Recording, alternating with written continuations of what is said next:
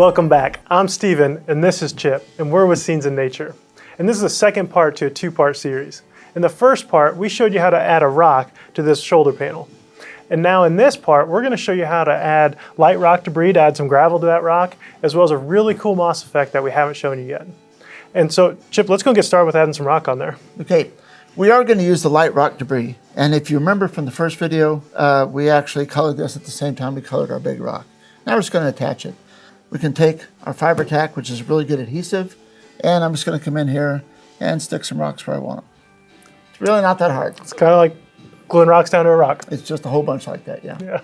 Now that we've added our rock to our other rock, we're going to go ahead and move on to our moss technique. So, Chip, what do we need to do here? We're going to have to reposition this just a little bit. Okay. So I'm going to lower it just a little bit if you want to grab it. Yep, got it.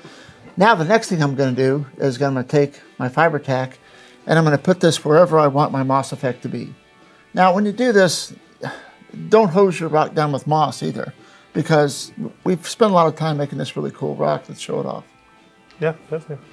And how do you kind of decide where you want to put it while you're kind of doing this? Well, you know, this is really where you can be kind of creative. I'm going to run this kind of along the top edge of this where I think that there might be a little sunshine. I'm also going to use this to separate my rock features here. Then I'm just going to take a regular brush, just smooth it out just a little bit. And now I'm ready to add my fibers. All right, Chip, now that the glue's all spread, we're ready to go and fill the Static King, right? We are. We're going to use our 7mm. Now, one thing I am going to do a little bit differently today with the Static King is normally when you use it, you'll set your anchor on here and attach your ground to it. I'm actually going to make a wand. This is a piece of 6-gauge wire. I'm going to put this in here like this, and that way I can kind of move this as I go. Of course, the Static King works by creating a charge between the machine and the base. My wand, I'm going to try to keep these within 3 inches of the Static King. Now, this first layer, I'm intentionally going to put this on kind of sparse. I don't want to cover it. You're seeing a lot of glue there. That's okay. And I'm going to add my 4mm now. This is going to be a lot heavier. When I put this on, I want this to be my really thick, nice moss bed.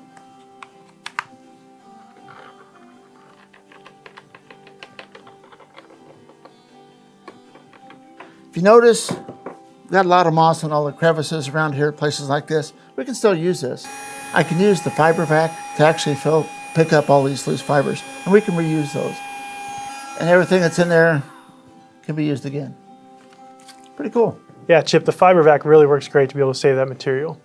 And now that we have our moss down on there, we're going to go and move on to the next step, which is going to be adding some smaller rock onto it, as well as some dirt. So let's go and get that going. Okay, we're going to go ahead and lower this and kind of flatten it out a little bit. It'll make it easier to put it on. Sure. All right, now that we've got that adjusted. Okay, now I'm going to go back to my Fiber-Tac, and I'm going to add some glue in around my rocks I put on there, and I'm going to add some of the finer stuff. So I'm going to spray this, or squirt this in a little bit. A little bit. Just do this wherever you want your little fine gravel to be.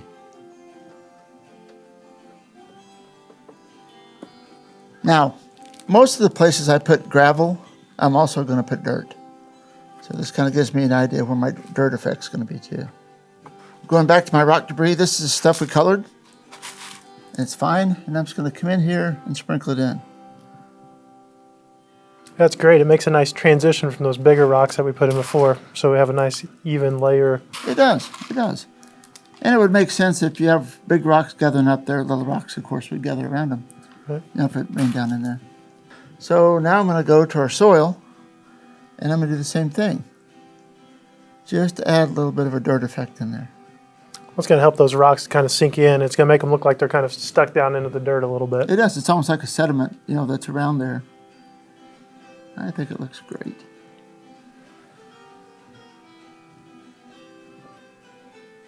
But one thing I don't like about moss, a lot of the moss effects I see, is that the edges are really crisp. It doesn't blend in nicely to the rock. It doesn't have a good transition. It almost looks like a piece of moss that's just cut out and stuck on there. So what we're going to do now, using the soil, is I'm going to come in and I'm going to add some soil around the edges just to feather this out And again, this is going to kind of make it look like it's growing up out of dirt instead of just some moss growing on a rock too. You know, it does. I don't know which comes first. I don't know if the dirt lands and the moss grows in it, or the moss grows and the dirt gathers up around it. Chicken or the egg, right? There you go. But typically you have both. The last thing we're going to do with this is we're going to come in here and we're going to add some of our accents along the top of it. This is going to give us just that little bit of a leafy growth. Don't overdo this, okay? We want this to be really, really sparse, just a nice little feature on there. There's our moss now. And this looks pretty cool, but we're still missing one thing. A lot of times when we have dirt like this, there's also like new growth moss that gathers around the edges of it. This is where we come in with highlights. I'm going to take this, watch right here, this is going to be very cool. I'm going to come in my moss, and I'm going to bring it out on here. Just like it's brand new moss that's growing in the dirt. But I want to be really careful here that my rock moss does not match my moss on my back panel. I want it to look different. But I can add little green effects in here like it's moss just starting to grow. When I get this the way I like it, the last thing I do is I spray Habitat adhesive all over everything to lock it in place. I'll step out of the way for that. Yeah, it's boots. Now there again, this is going to go in kind of milky, and it may scare you a little bit. You know, it's going to mess up your rock and all your cool moss. Don't be worried. It's all going to dry clear. But this just locks all those little fine things in place.